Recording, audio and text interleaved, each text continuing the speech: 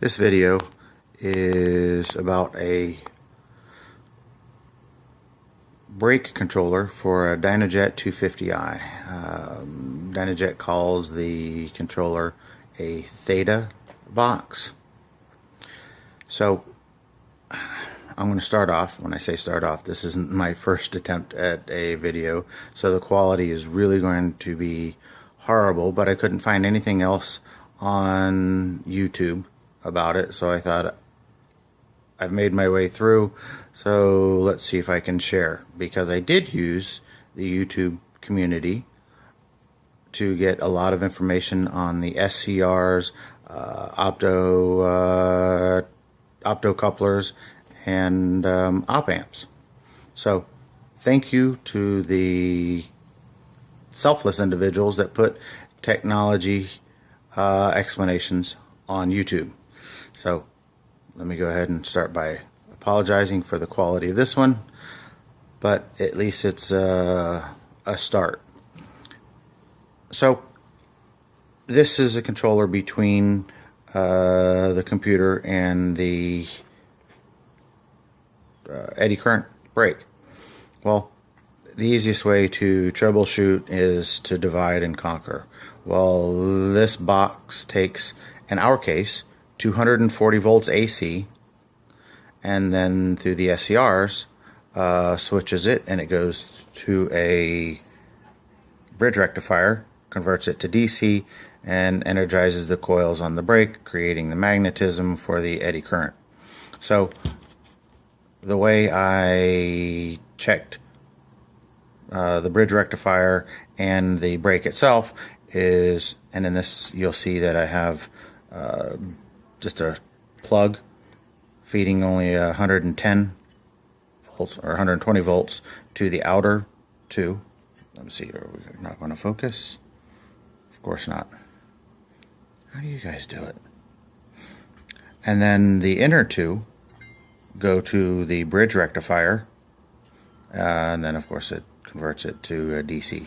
So basically I just have a little desk lamp hooked up, and on the dyno I just shorted these together, and the brake had magnetism.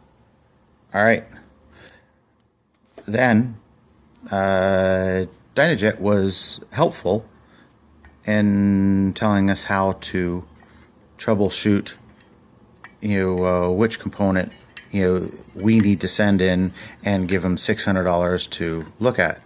So this here goes to the main control board, and it has a black, white, red, and green. Well, the red wire, with the black being what they call a ground, has roughly 12 volts, and that was easy to check on that circuit board. And the white is a 0 to 6 volt. The only way that you can check the output is by spinning the drum faster than 10 miles an hour and then hitting the brake, and then it should give 6 volts, which it did. So that being said, without trying to troubleshoot this by constantly running the electric start and spinning the drum up, I pulled it out and brought it home, put it on my kitchen table. So I've been eating on a TV tray quite a bit. Thank you very much to my wife, and playing with it through the evening. So I'm going to go through and tell you what I found. Did I mention how impressed I am with the quality of videos that you people are able to put together? Again, this is not one of those quality videos. So I set it up with a dual power supply, excuse me, and 12 volts on the red and black, and then I bridged the common for the second voltage, which is the 0 to 6. So they have test points, and am I going to? There we go. So test point 5, ground. And test point 2 is the 0 to 6 volts.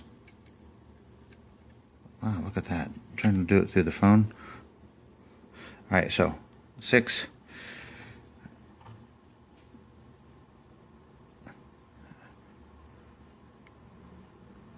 And with it functioning, as you see, turning up to 6 volts, my little lamp comes on. Oh. I'm using a Note 3, which really doesn't want to focus very quickly, so my apologies. Alright, so that's the input. Here is a 9-volt regulator. It takes approximately 12 volt and it regulates it to a very consistent 9 volts. So TP4, sorry, missed it, 9 volts. Then that 9 volt goes to U2, which is a comparator, and it compares that 9 volts to TP3, and when the TP3 varies enough, it basically varies the voltage to these two wires, which turn on the SCRs.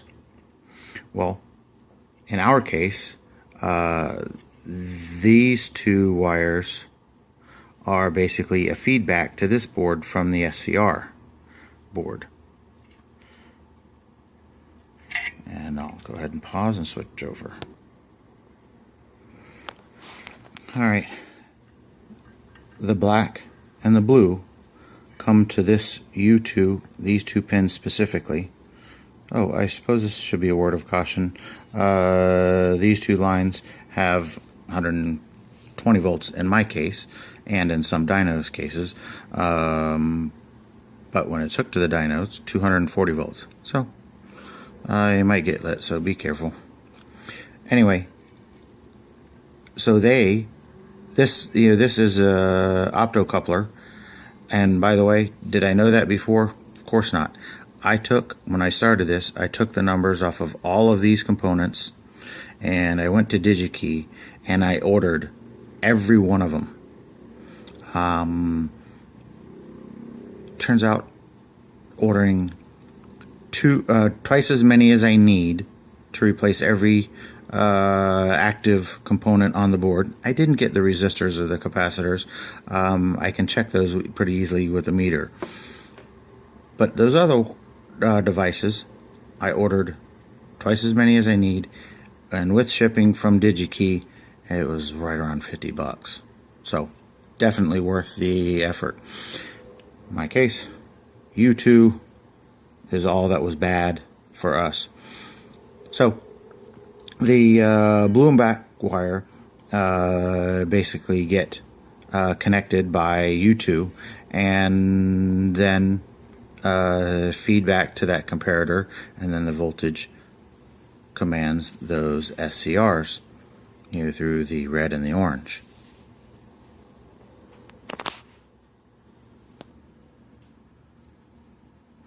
So the black and the blue wire coming back from the SCR board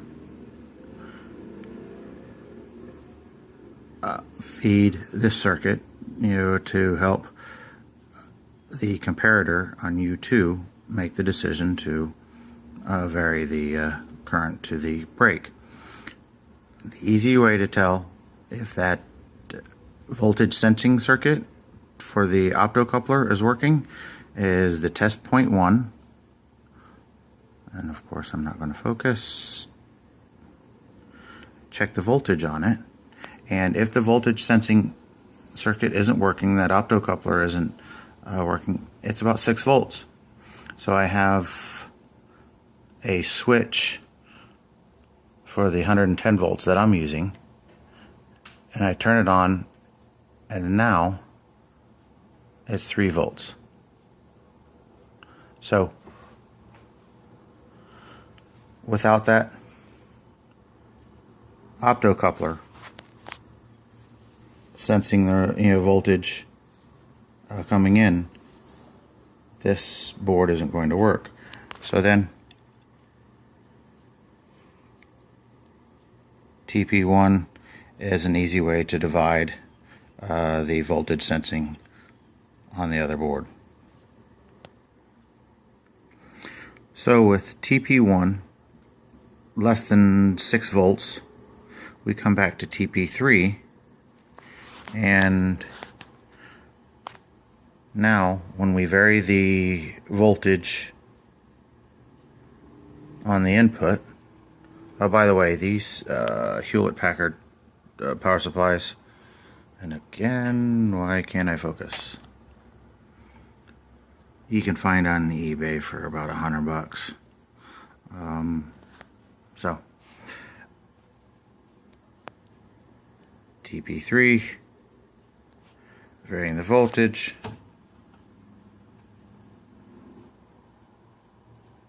Come on, no better.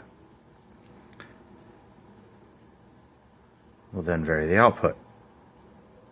Well, that's as far as I needed to go in my troubleshooting, because that optocoupler H11AA1, which, by the way, you do a Google search, get a data sheet, and you can have all the information that you want on it.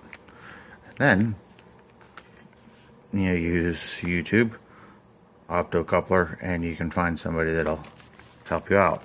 In our case, AC in, there's a 240 volts, which excites 4 and 5, and gives us our variable break. So hopefully that helps a little bit, especially not sending this thing off for a $600 repair when it took me a couple of nights, which isn't much more than an hour and a half, 2 hours a night, kind of watching TV on the kitchen table, from the kitchen table. And if you ordered the part that I found bad, which I didn't know I was actually going to find a part, I just thought I was going to start doing parts replacing.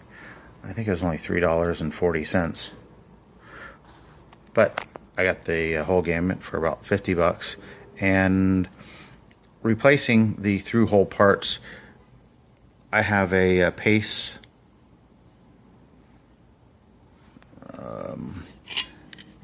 it's a vacuum, am I going to focus, solder extractor. But again, eBay is our friend. You can buy the generic versions of solder suckers for less than $100, $200 for a nice little solder station, and do everything that you need to. All the best. Hope this helps.